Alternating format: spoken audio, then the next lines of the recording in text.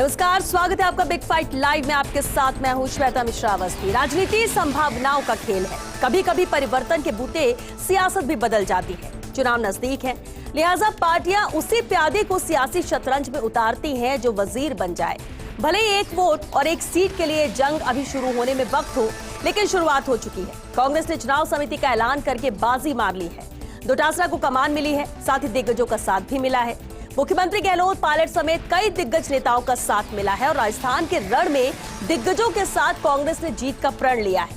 अब ये प्रण स्पेशल 29 के साथ पूरा होता है या नहीं, ये तो वक्त ही बताएगा। हाँ, इतना जरूर है कि कांग्रेस ने चुनाव समिति की लिस्ट जारी करके सभी जातियों और वर्गों को साधने की कोशिश की है। सूची में गहलोत मंत्रिमंडल के कई बड़े चेहरे भी शामिल हैं, तो हर संभाग का भी ध्यान रखा गया है। सोशल इंजीनियरिंग जीत में कितनी अहम भूमिका निभा पाएगी या फिर स्पेशल 29 कितना कमाल करेंगे, आज बात इसी मुद्दे पर।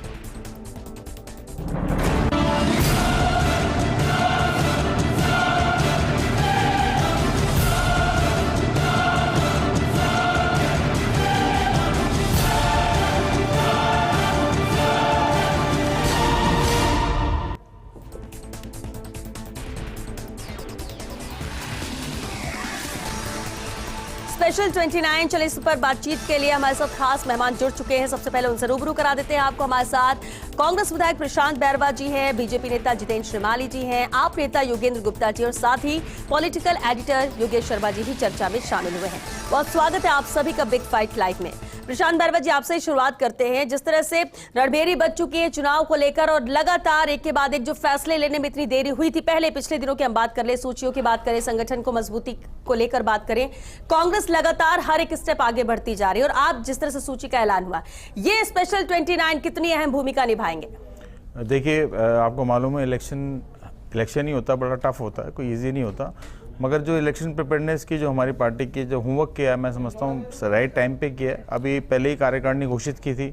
अब शॉर्ट लिस्ट जो हमारे नेता हर समाज के, हर वर्ग के और हर जगह के, उनको रिप्रेजेंटेशन मिला है। एक आई थिंक एक कलेक्टिव प्लेटफॉर्म पार्टी ने दिया है। और इलेक्शन से पहले हमेशा ऐसा होता है, पहले भी मैंने भी जब चुनाव लड़ा था 13 के अंदर, तब भी ऐसी कमेटी बनी थी। 18 में लड़ा था तब भी ऐसी कमेटी बनी थी। ये लोग जितने भी हमारे लीडर्स हैं, ये इनको क्या प्रभारी बनाया जाएगा, जिलों के अंदर भेजा भी जाएगा। जो ग्राउंड रिपोर्ट है, जो रियलिटी है कि कोई भ्रष्टाचार में शामिल है कि नहीं है, कोई विनेबिलिटी है कि नहीं है, आई थिंक उसको क्रॉस चेक करने के लिए हमने काम किया है। और अभी और भी आपको देखने को मिलेगा। अभी केंद्रीय इलेक्शन कमेटी भी बनेगी, AICC का भी गठन होगा। मल्लिकार्जुन खड़गे साहब की टीम में भी यहाँ से चेहरे जाएंगे और भी मैं समझता हूँ राजस्थान को रिप्रेजेंटेशन मिलेगा। हाँ, ये है कि हमारे सही टाइम पे सही हमारे नेताओं ने मिलके एक प्लेटफॉर्म के अंदर सभी को मौका दिया। ठीक है, जितेंद्र श्रीमाली जी, अब ये सूची तो कांग्रेस की है, चुनाव मोड पे पूरी तरह से दोनों ही पार्टियां उतर चुकी हैं, लेकिन इस लिस्ट में नामों को देखकर आपको क्या नजर आता है? क्योंकि कहीं ना कहीं दिखता ये कि गहलोत समर्थकों का दबदबा इस सूची में है। देखिए, ये जो इनके बीच में जो धड़ेबंदी है वो तो खैर चली रही है, वो तो छुपाने की काफ़ी कोशिश कर रही है, परंतु संगठन की क्या स्थिति है वो तो हमको, जैसे आपने खुद ने बताया अभी कि 3 साल तक तो 2.5-3 साल तक तो इनकी पूरे प्रदेश कार्यकारिणी नहीं बन पाई थी। जिला स्तर और मंडल और नीचे जो स्तर के बूथ तक की जो कार्यकारिणी है वो बिल्कुल कार्यकारिणी जीरो थी। अब इन्होंने नियुक्ति वही महीना 15 दिन पहले जब नियुक्ति चालू करी है, वो भी सिर्फ इसलिए क्योंकि चुनाव बिल्कुल सिर के ऊपर आ गए, और वो भी इसलिए क्योंकि जब केंद्र ने इनका जो आला कमान है, उन आला कमान ने बीच में पड़ के ये दिखावटी तौर के ऊपर जो भी दिख रहा है कि आज सचिन पायलट और गहलोत साहब दोनों साथ साथ हैं, वो सारी स्थिति ये जो दिखावटी तौर के ऊपर चल रही है। परंतु आम जनता को ये बात पता है कि ये इनके इंटरनल मैटर है, इससे आम जनता के ऊपर कोई प्रभाव नहीं पड़ने वाला। खुद के अंदर आपस में खुद बन जाओ और ये बन जाओ और आपस में मिलकर के कुछ भी कर लो, पर आम जनता के अंदर जो मुद्दे हैं, जो वादा खिलाफी का मुद्दा है, जो कानून व्यवस्था की व्यवस्था का मुद्दा है, जो भ्रष्टाचार RPSC के अंदर जो भ्रष्टाचार और नकल में जो रोजगार का इन्होंने जो साधन बनाया इस 5 साल के अंदर, मुख्य बात तो उनको लेकर के चुनाव होगा, जिसके ऊपर राजस्थान, पूरे राजस्थान का युवा और छात्र इस बात को लेकर तैयार बैठा है कि कब वो दिन आएगा जब हम इस राजस्थान से इस कांग्रेस को लेकिन दूर भगाएंगे। बीजेपी के ठीक है, पास मुद्दे आपने ये नहीं बात की, है। लेकिन हमें योगेंद्र जब गुप्ता तय जी, करने को सुनते हैं 1.5 साल चुनाव हो गए। में ठीक है बहुत सारे मुद्दे सब चीज, लेकिन अहम ये भी होता है कि जिताऊ कैंडिडेट होना, उसके अलावा कैंडिडेट का उस क्षेत्र में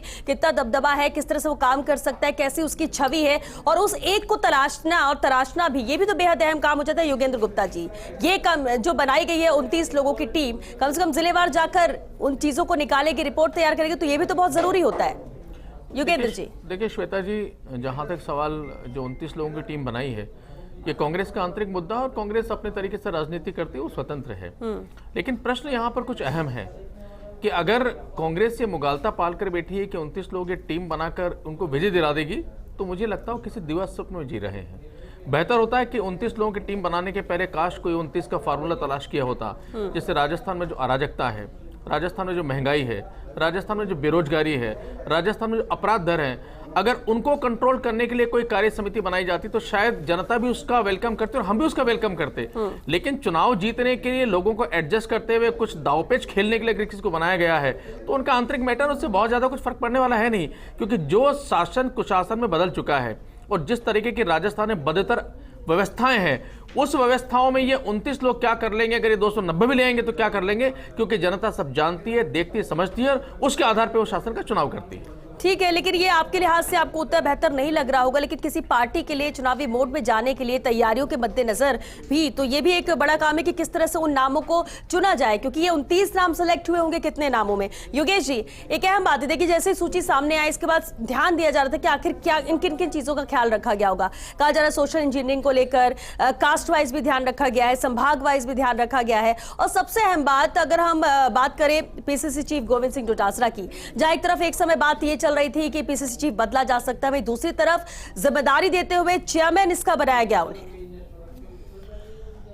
देखिए, कांग्रेस रूट्स की ओर दिखी है इस पूरी सूची के बाद। कांग्रेस का परंपरागत vote bank OBC, SC, ST और माइनॉरिटी को माना जाता रहा है। आज़ादी के बाद से ही कांग्रेस का इन वर्गों की तरफ विशेष झुकाव रहा। समय समय पर ये वर्ग छिटके तो कांग्रेस सत्ता से बाहर हो गई। इस बार ही नजर आया किसान कम्युनिटी के चेहरे गोविंद सिंह डोटासरा, जो प्रदेश कांग्रेस के अध्यक्ष भी है, उनको बनाया गया चेयरमैन। चेयरमैन के बनते ही उनकी खुद की अपनी हालात, जो उनकी परिस्थिति है, वो तो मजबूत हुई है, साथ ही अब टिकट बांटने में प्रदेश कांग्रेस अध्यक्ष गोविंद सिंह डोटासरा मजबूती के तौर पर हमें नजर आते हुए नजर आएंगे। दूसरी सबसे बड़ी बात कि अशोक गहलोत की छाप इस पूरी सूची पर आप देख ही रही हैं, किस तरह से उनके कट्टर समर्थक जो मंत्री हैं या अन्य नेता हैं, उनको इसमें जगह मिली है। तो ये भी साबित हो गया कि अघोषित तौर पर अशोक गहलोत कांग्रेस के वो फेस है जिनके आगे रखकर राजस्थान में कांग्रेस पार्टी चुनाव लड़ेगी। सचिन पायलट प्रमुखता से यहाँ पर शामिल हैं, हालांकि उनके कुछ प्रमुख समर्थकों को इस समिति में जगह नहीं मिली है, लेकिन सचिन पायलट खुद यहाँ पर प्रमुखता से उनका नाम यहाँ नजर आता है। अब आपने बात की कि किस तरह से यहाँ सोशल इंजीनियरिंग की गई, तो वो भी आपको देखने को मिलेगा कि एससी और एसटी, अगर हम दलित मंत्रियों की बात करें तो चाहे वो गोविंद राम मेघवाल हो, ममता भूपेश हो, भजन लाल जाटव है, इन सभी को टीम में लिया गया और तीनों अलग अलग क्षेत्रों से हैं। गोविंद राम मेघवाल बीकानेर डिवीजन है, तो ममता भूपेश दौसा जिले से आती है, चाहे उसको जयपुर संभाग कहते हैं, और उसके आगे जाते हैं तो भरतपुर जो संभाग है वहाँ जाटव कम्युनिटी है, आप वहाँ से भजन लाल जाटव है।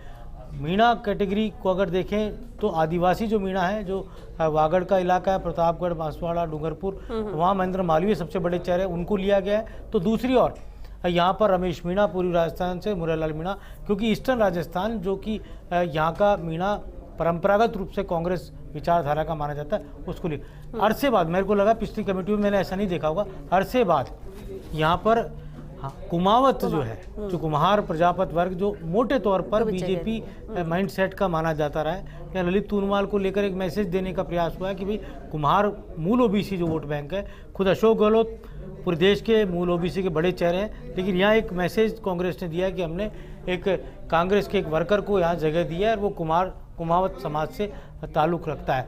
गुर्जर कम्युनिटी के शकुंतला रावत हों, चाहे अशोक चांदना हो, उनको लिया गया। तो राजपूत कम्युनिटी से जो मोहम्मद जितेंद्र सिंह जी हैं, जो कांग्रेस के बड़े नेता हैं, गांधी परिवार के बेहद करीब हैं, प्रताप सिंह खाचरियावास तेज तर्रार नेता हैं, उनको लिया गया है। और 2 महिलाओं को विशेष तौर पर शकुंतला रावत, ममता भूपेश को जगह मिली है। प्रदेश कांग्रेस कार्यकारिणी या जिला अध्यक्षों की सूची में ये बात भी सामने आई थी, महिलाओं को वेटेज नहीं मिला, लेकिन यहाँ पर 2 महिलाओं, और आने वाले समय में मैनिफेस्टो कमेटी भी आनी है, कैंपेन कमेटी भी आनी है। तो एक तरह से श्वेता, ये बहुत एक व्यापक तौर पर बहुत सोच समझ के टीम बनाने की कोशिश यहाँ की गई है। हालांकि ये सवाल उठ सकते हैं कि हेमाराम चौधरी, बिजेंद्र जैसे लीडर नहीं है, तो वहीं पर ये सवाल भी खड़े हो सकते हैं कि बीडी कल्ला नहीं है। 25 सितंबर की घटना में जो प्रमुख तौर पर जो माने गए थे, उस बैठक को आयोजित करने में भूमिका निभाने वाले शांति धारीवाल नहीं है, महेश जोशी नहीं है। लेकिन फिर भी जाट कम्युनिटी पर बेहद ज़्यादा फोकस यहाँ किया गया है। रामेश्वर रूडी को लिया, हरीश चौधरी को लिया, रामलाल जाट को लिया, और चेयरमैन भी जाट कम्युनिटी से है जो कि गोविंद डोटासरा हैं। तो कुल मिलाकर यहाँ कांग्रेस अपने जो परंपरागत रूट के जो वोटर हैं, जो उनके कास्ट इक्वेशन को साधने का यहाँ प्रयास किया। बिल्कुल, एक अहम बात आपने की कास्ट इक्वेशन की बात की आपने। जितेंद्र श्रीमाली जी, जिस तरह से आपने कहा कि उससे कोई फर्क नहीं पड़ता है कि इस स्पेशल 29 में कौन लोग हैं, ये तो जनता जानती है, मुद्दों को लेकर वोट करेगी। लेकिन कास्ट इक्वेशन भी तो बहुत मायने रखती है, फिर चाहे आप टिकट देने से लेकर हो, टीम में शामिल करने से लेकर हो, या फिर जब वोट मांगने पहुंचते हैं तो कैंडिडेट खड़े करने को लेकर भी। ऐसे में इम्पैक्ट तो कुछ ना कुछ पड़ेगा इसका भी, जिस तरह से योगेश जी ने भी बताया। देखिए, सबसे पहली बात मैं बता देता हूं कि ये है इलेक्शन कमेटी बनाई इन्होंने आपस में कि चुनाव संचालन करने के लिए किस प्रकार से मैनेजमेंट करना है, इसलिए इन्होंने आंतरिक तौर के ऊपर इनका विषय है ये। परंतु मैं ये कहना चाह रहा हूं कि जनता के अंदर तो कैंडिडेट कौन है इसका प्रभाव पड़ेगा। बिल्कुल सही बात है। सोशल इंजीनियरिंग होती है तो वहां पर होती है सभी तरह की। जनता का सीधा इफेक्ट होता है तो ये होता है कि हमारा कैंडिडेट कौन है और नीति क्या है। उन्होंने घोषणा पत्र में जो वादे किए थे वो वादे इन्होंने पूरे किए या नहीं किए, इस बात का प्रभाव पड़ता है। मेरे को बड़ा वैसे है, ठीक है, अच्छी बात है कि आपने इस विषय को लेकर के डिबेट रखी है कि भाई कांग्रेस की चुनाव संचालन समिति बन गई, पर आम जनता का इस बात से, न वोटर का न राजस्थान की मतदाताओं के ऊपर इस बात का कोई प्रभाव पड़ने वाला है। ये केवल और केवल इनकी आपस की जो लड़ाई चल रही थी, इनके जो कार्यकारिणी, प्रदेश कार्यकारिणी इनकी नहीं बन पा रही थी। प्रदेश कार्यकारिणी जो बनाई इन्होंने डोटासरा जी ने, वो भी ऐसी बनाई जो इनइफेक्टेड है। तो उस प्रकार से एक प्रकार से संगठन के प्रदेश स्तर के संगठन को चलाने के लिए इन्होंने अस्थायी तौर के ऊपर ये अस्थायी व्यवस्था करी है, जिसका आम जनता से सीधे तौर के ऊपर ना ही कोई लेना देना है। अब तो कोई लड़ाई नहीं नजर आती है। जितेंद्र जी, क्या आप ये मानते हैं कि अभी भी कोई लड़ाई चल रही है? बिल्कुल, 100% जैसे अभी बताया योगेश जी ने इसमें भी लड़ाई हो जानी चाहिए कि हमारे कितने लोग, तुम्हारे कितने लोग, लेकिन ऐसा तो कुछ भी नहीं है। देखिए योगेश जी ने जैसा कि अभी बताया, ये लड़ाई आपस की है। इनके आपस की लड़ाई के कारण, पूरी लड़ाई के कारण से पूरे 5 साल तक जनता ने भोगा है, जनता ने कष्ट भोगे हैं इनके आपस की लड़ाई के कारण से। मैं थोड़ा सा क्रोनोलॉजी बताऊं पॉलिटिक्स की। जैसे कांग्रेस के अंदर हमारे को सबका अधिकार है टिकट मांगने का। आई थिंक हमको खुद को संघर्ष करना पड़ता है, क्योंकि अपने आप को प्रूव करना पड़ता है। जो बेस्ट ऑप्शन होता है उसको पार्टी सिलेक्ट कर लेती है। तो पहला तो मौका हमारे को खुद ही इंटरनल संघर्ष करने में लग जाता है। आधा टिकट के मांगने में हमारी पूरी की पूरी हालत खराब हो जाती है। उसके बाद हमारा नंबर आता है बीजेपी को झेलने का, या बीजेपी से लड़ने का। आई थिंक ये बेस्ट चीज भी है, क्योंकि जो बेस्ट होता है वो उसको पार्टी ऑप्ट करती है। ये हमारा इंटरनल मैटर है। अब जैसे कह रहे थे आप कि जनता क्या बताएगी, जनता आप बताने वाला नहीं, जनता ही बताएगी। आपको पता लग जाएगा थोड़े टाइम में। अभी नड्डा जी आए, 5000 आदमी इकट्ठे नहीं कर पाए। छात्र और युवा के लिए 3 दिन पहले बैठी हुई है जनता, कब इस कुशासन से राजस्थान को मुक्ति दिलाएगी, पता लग जाएगा आपको। हम तो चाहते हैं, जिस प्रकार से हम तो चाहते हैं कि ये अंधेरे में रहे, धोखे में रहे, हम कमजोरी सही है, रिजल्ट आएगा तो पता लगेगा। इससे ज्यादा शर्मनाक बात नहीं हो सकती राजस्थान के लिए कि कांग्रेस के नेता उन अपराधियों को छुड़ाने के लिए कोर्ट के दरवाजे खटखटाए। अभी इसका क्या जवाब देगा आप जनता को, बता दीजिए। क्यों करके गए इनके पार्टी वालों ने किया है? अगर आपका आप लिप्त नहीं हो उस अपराध में लिप्त नहीं हो तो आपके आने वाली बात नहीं है। राजस्थान की जनता इनको बताएगी, इनको चलाने से कुछ नहीं होगा। राजस्थान की जनता बताएगी। आप बेईमानी करी है, आपने किसानों के साथ बेईमानी करी है, वो अलग टॉपिक है। आप अभी अलग टॉपिक नहीं है। राजस्थान किसी भी पद में इन्वॉल्व होगा, देखिए वो सलाखों के पीछे जाएगा जो भी इन्वॉल्व होगा। बड़े नेता कौन शामिल हो रहे हैं, कौन साथ आ रहा है, तो बात की बात है। देखिए जांच में सब सामने आएगा, लेकिन फिलहाल इन्होंने एक भी विधायक को मौका नहीं दिया। जनता सवाल कर रही है क्यों नहीं दिया? हम तो ये कह रहे हैं कि जो ये लेके बैठे हैं का काम करे वो चुनाव नहीं लड़े। हम तो कह रहे हैं ना, हम तो कह रहे हैं हमारे राष्ट्रीय तो अध्यक्ष मतलब का कोई लड़ेगा या तो चुनाव नहीं। का- सारे के सारे चुनाव इनके लड़ मुंह लो, पानी आ या रहा संगठन का काम कर है, लो। इनके जितने भी ये परंपराएं आप सांसद कभी हैं सोच उनके सकते मुंह हैं। पानी आ रहा है, वो चाहते हैं कि लड़ाई में लेकर चुनाव और बीजेपी जैसे लड़ेंगे कांग्रेस चुनाव पार्टी छोड़ के लड़ेंगे जितेंद्र चुनाव शिमाली इनका। जी कह रहे कि इससे कोई फर्क नहीं पड़ता, लेकिन योगेंद्र गुप्ता जी सिर्फ कांग्रेस की क्यों बात करें, सभी पार्टियां हैं, क्या वाकई में इस तरह के नामों का, सूची का, जिम्मेदारियों का कोई फर्क नहीं पड़ता किसी पार्टी में? नहीं, देखिए श्वेता जी, फर्क पड़ना चाहिए, लेकिन जिस तरीके से भी योगेश जी ने बहुत अच्छे तरीके से आकलन किया है, उस आकलन को आप देखेंगे तो सब कुछ उसमें एडजस्टमेंट है। जातियों का एडजस्टमेंट है, नेताओं के अहम का एडजस्टमेंट है, उसके अंदर लिंग भेद का एडजस्टमेंट है। तो जहां एडजस्टमेंट के आधार पर अगर कोई चुनाव समिति बनाएंगे वो क्या रिजल्ट दे पाएगी, पहला। दूसरी बात है कि यहाँ पर जो चुनाव समिति क्या चुनाव लड़ेगी, रिजल्ट लेके आए थे, मैं आपको बता रहा हूँ ये प्रोसेस क्या नॉर्मल क्या प्रोसेस चुनाव है। लड़ेंगे। चुनाव लड़ने के पहले दूसरी लड़ाई यहाँ पर शुरू होने वाली है, और लड़ाई ये होगी कि जो सचिन पायलट हैं, कहाँ वो चीफ मिनिस्टर पद मांग रहे थे, उसके बाद उन्होंने प्रदेश अध्यक्ष का पद मांगा, फिर वो चुनाव समिति के चेयरमैन का पद मांगा, अब उनको एक साधारण सदस्य बना दिया। तो बड़ा इंटरेस्टिंग हो गया देखना कि आने वाले कल में सचिन पायलट क्या करेंगे। और जहां तक भारतीय जनता पार्टी का सवाल है, तो भारतीय जनता पार्टी को तो मुझे समझ में नहीं आता कि किस मुंह से बोलते हैं। अरे भाई ये बताइए, आप अगर यहां पर आ भी जाएंगे, आपके आने का चांस तो है नहीं, लेकिन आ भी जाएंगे तो कैसा शासन देंगे? मणिपुर जैसा शासन देंगे क्या आप यहाँ पर? आप बड़ी कानून की बात करते हैं, वो कानून आपका मणिपुर में है, डबल इंजन का सरकार, वैसा कानून देंगे यहाँ पर आप? भ्रष्टाचार की बात करते हैं तो क्या देंगे? कर्नाटक जैसा भ्रष्टाचार देंगे डबल यहाँ पर आप? इतने बात मत कीजिए, आप शासन माने की बात ही मत कीजिए। अगर भारतीय जनता पार्टी राजस्थान में डिफॉल्ट बाय डिफॉल्ट आ जाती है, इससे बड़ा दुर्भाग्य राजस्थान में हो नहीं सकता। और दूसरी बात, हाँ, जहां तक हमारी बात है, बिल्कुल 100 आदमी दिल्ली में इकट्ठे नहीं कर सकते। अरे राजस्थान की जनता समझती है केजरीवाल के चरित्र को समझती है। समझ रही है, आज साहब इकट्ठे हो गए, आज ये दोनों इकट्ठे हो गए। दिल्ली में बताया ना यहाँ पर राजस्थान में आपस में जूते मारेंगे और दिल्ली में एक होंगे। आप लोगों का चरित्र देखिए, राजस्थान में तो जूते मारेंगे और दिल्ली में बैठेंगे साथ साथ।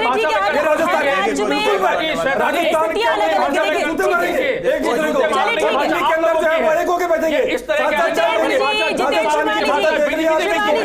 आप ऑनलाइन बोल रहे हैं जूते मार, ये आपके अहंकार है, आपको जवाब देना पड़ेगा। आपको क्षमा मांगनी चाहिए। आप कहिए ये कौन सी भाषा है? ये कौन सी भाषा है? मैं आपसे बात नहीं करते, ये कौन सी भाषा है? जूते मारेंगे, कौन से जूते मारेंगे? बिल्कुल मारेंगे। जनता के सामने भाषा नहीं कि यहाँ पर चरित्र बता रहे हैं, केजरीवाल की भाषा है डिबेट जो हमको भी ये संस्कार इनकी भाषा होता है। जितेंद्र शिमाली जी, जूते मारेंगे, क्या होता है जूते मारेंगे? बिल्कुल सही बात है, होता है जूते बिल्कुल मारेंगे। सही बात है, बार-बार कह रहा हूं। संस्कार राजस्थान में बात करके जनता के सामने देखिए ऑनलाइन ही बात करें, संस्कार है, जूते मारेंगे। ये कहते हैं कोई कानून के खिलाफ है और दिल्ली में आप साथ बैठ के संस्कार जी, एक मिनट, जूते मारे क्या होता है? एक मिनट शांत हो जाइए। ये ट्रेनिंग ली हुई है, ऐसे ऐसे नहीं, वर्ड नहीं, बिल्कुल, ऐसे भाषा का रिपोर्ट नहीं करना चाहिए। अभी तक तो आप ये कह रहे थे, आपकी पार्टी में जितेंद्र शिमाली जी, तो आप ये कह रहे थे भारतीय जनता पार्टी में जो है केजरीवाल के साथ बैठ के चाय जितेंद्र शिमाली जी, जितेंद्र शिमाली थोड़े जी, हाइट तो ठीक है ना? बोलते ये जितेंद्र शिमाल जी, बीपी थोड़ा दूसरे कम राज्यों में करिए। क्या हो रहा है, कहाँ कैसी स्थिति है, उस पर जा ही नहीं रहे ना। हम आप लोग कहाँ से लेकर आएंगे? एक राज्य उठाएगा, दूसरा राज्य उठाएगा, और जिस मुद्दे पर बात करो उस पर बात नहीं होगी। मैं श्वेता जी इतनी सी बात कर रहा था, जैसे इनकी कार्यकारिणी बड़ी भाजपा की, तो आप देखिए सारे विधायकों को बहुत अवॉइड करके रखा गया। अंदर से अंदर इनके अंदर खाने रेजिमेंट है, और जितने भी सांसद जो कह रहे हैं कि चुनाव सो कॉल्ड चुनाव नहीं लड़ेंगे, सबके दिल में है कि सब एमएलए का चुनाव लड़ेंगे। तो आप देखिएगा जब चुनाव आएगा तो इनके लोग ही भागेंगे, निर्दलीय चुनाव लड़ने वाले हैं बहुत सारे, आप देख लेना। चलिए ठीक है, वो क्योंकि वक्त भी खत्म हो रहा है। योगेश शर्मा जी, योगेश जी, अब एक बात है जो बार बार आती है कि चलिए सचिन पायलट को लेकर कहा गया, इससे पहले जब मीटिंग हुई थी उसमें भी बहुत पॉजिटिव सचिन पायलट नजर आए थे। एक बात उन्होंने कही कि मिलकर चुनाव लड़ना है, जो जिम्मेदारी दी जाएगी सब मंजूर है और सबको साथ लड़ना है, क्योंकि अगर जीतेंगे तभी कुछ कर पाएंगे, एक साथ होकर जीतेंगे। जीतने के बाद की लड़ाई वो बात की है कि आपको कौन सा पद चाहिए, कौन सी जिम्मेदारी चाहिए, कौन कमान संभाले, कौन किसके साथ जाए। लेकिन अगर जीत नहीं मिलती है तो ये सब फिर बेमानी हो जाता है। ऐसे में अब जो बीजेपी बार बार एक मुद्दा उठाती है कि इनके अंदर की लड़ाई है, कि वाकई में अंदर की लड़ाई खत्म हो गई, कि वाकई में सचिन पायलट को नजर आ रहा है कि सिर्फ एक साथ एकजुट होकर जीतना है, या फिर आने वाले कुछ वक्त में कुछ और नई तस्वीर देखने को मिल सकती है? देखिए, सचिन पायलट तय कर चुके हैं कि वो ना तो कांग्रेस से बाहर जाएंगे और ना ही कोई ऐसा स्टेप उठाएंगे जिससे उनकी पार्टी को कोई नुकसान हो। ये दिल्ली में आपने ध्यान होगा केसी वेणुगोपाल, राहुल गांधी, खड़गे जी के साथ जो वार्ता हुई थी उसमें काफ़ी कुछ चीज़ें तय हो गई थी। अब सवाल उठता किस भूमिका में रहेंगे, तो यहाँ पर वो आलाकमान के नॉमिनी की भूमिका में रहेंगे। उस नॉमिनी की भूमिका में भंवर जितेंद्र सिंह होंगे, और उसी भूमिका में हमने मोहन प्रकाश को देखा, आजकल धीरज गुजर भी आलाकमान के नज़दीक है। तो ये जो प्रमुख चेहरे हैं ये आलाकमान की पसंद के तौर पर इस कमेटी के अंदर है, जो सीधे तौर पर आलाकमान के नॉमिनी भी कहे जा सकते हैं। सचिन पायलट गांधी परिवार के नज़दीकी हैं और कांग्रेस के अंदर उनके पूरे परिवार की रूट्स बहुत गहरी है, तो इसलिए ये कहना कि उनको लेकर उनका एक बहुत बड़ा लंबा चौड़ा भविष्य उनके सामने उनको नज़र आ रहा है। और कांग्रेस पार्टी कर्नाटक हिमाचल की जीत के बाद एक अलग तरह की राजनीति में अब दिखाई दे रही है। उसमें सचिन पायलट उस यूथ टीम के अगुवा है। जैसा कहा जा सकता है कि आने वाले समय में वो कांग्रेस के फ्रंटर ऑर्गेनाइजेशन की कमान उनके हाथों में रहे, और भी बहुत सारी चीज़ें कांग्रेस के अंदर जो सचिन पायलट को सौंपी जा सकती है। दूसरी सबसे बड़ी बात ये भी है कि यहाँ पर ये चुनाव अशोक गहलोत का चुनाव है। ये चुनाव अशोक गहलोत का चुनाव, और पहले भी ये बात मैं इसी मंच से कह चुका हूँ कि अशोक गहलोत के मन में ये पीड़ा है कि वो सरकार रिपीट नहीं करवा पाते। ये तीसरी बार का उनका कार्यकाल है, तो अब क्या वो अपने इस पुराने दंश को दूर कर पाएंगे और क्या इस बार सरकार रिपीट कर पाए? ये चुनौती अशोक गहलोत के लिए। जी बिल्कुल बिल्कुल, बड़ी चुनौती ये रहेगी, क्योंकि वक्त खत्म हो चुका। बहुत शुक्रिया आप सभी का इस चर्चा में शामिल होने के लिए। तो देखिए, स्पेशल 29 तैयार है, अपनी जिम्मेदारियों को समझती है और बहुत ही एक्सरसाइज कह सकते हैं कि इसमें करनी पड़ी है कि किसे शामिल किया जाए, कैसे नहीं, कैसे सोशल इंजीनियरिंग का खास ख्याल रखा गया, कैसे से बैलेंस बनाया जाए सूची को। सबसे अहम बात है कि कास्ट फैक्टर को भी साधने की कोशिश की गई है, लेकिन अहम यही है कि जो टीम बनी जिस मकसद से, वो किस तरह से काम करती है, कैसे पूरा करती है, कैसे जिताऊ कैंडिडेट सेलेक्ट किया जाता है। और सबसे अहम बात यह है कि इस सूची के आने के बाद, नाम सामने आने के बाद भी किसी तरह का कोई मतभेद ना रहे, मिलकर एकजुट होकर जो कांग्रेस कहती है वो करके दिखाए, तभी फायदा होगा और तभी आने वाले वक्त में इसका रिजल्ट भी नजर आएंगे। चलिए, इसी के साथ बिग फाइट लाइव में आज के लिए बस इतना है। नमस्कार।